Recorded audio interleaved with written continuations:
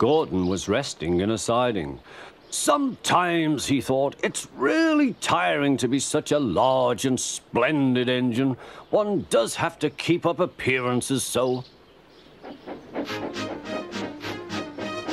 Beep, beep, beep, beep. Hello, fat face, whistled Henry. What cheeks, spluttered Gordon. That Henry is too big for his wheels. Fancy speaking to me like that. Me, who has never had an accident.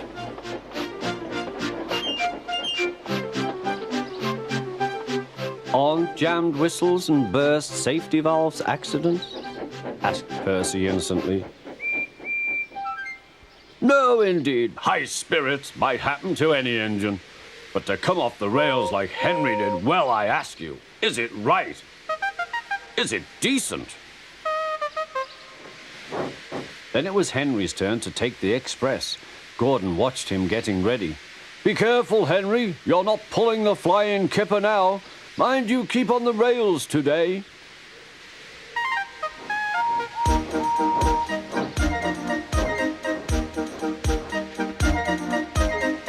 Henry went off in a huff, and Gordon yawned and went to sleep.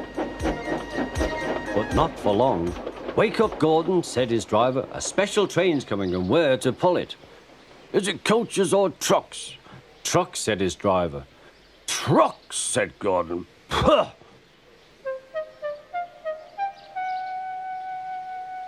Gordon's fire was slow to start, so Edward had to push Gordon to the turntable to get him facing the right way. I won't go, grumbled Gordon. Don't be silly, puffed Edward. At last Gordon was on the turntable. The movement had shaken his fire. It was now burning nicely and making steam.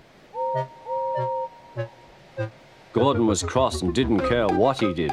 He waited till the table was halfway round. I'll show them, he hissed.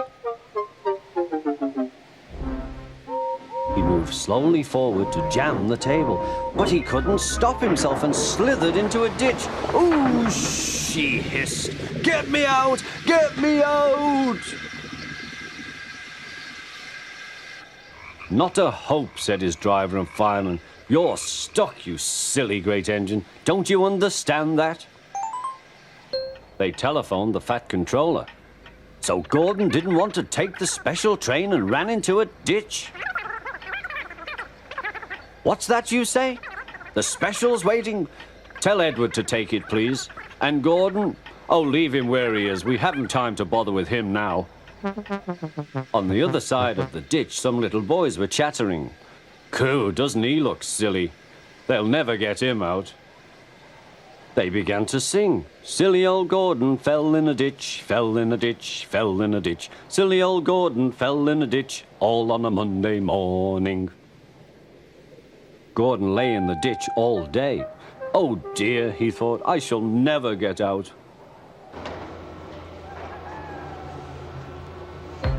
But that evening they lifted Gordon and made a road of sleepers under his wheels to keep him from the mud. Strong ropes were fastened to his back end, and James and Henry, pulling hard, managed to bring him to safety.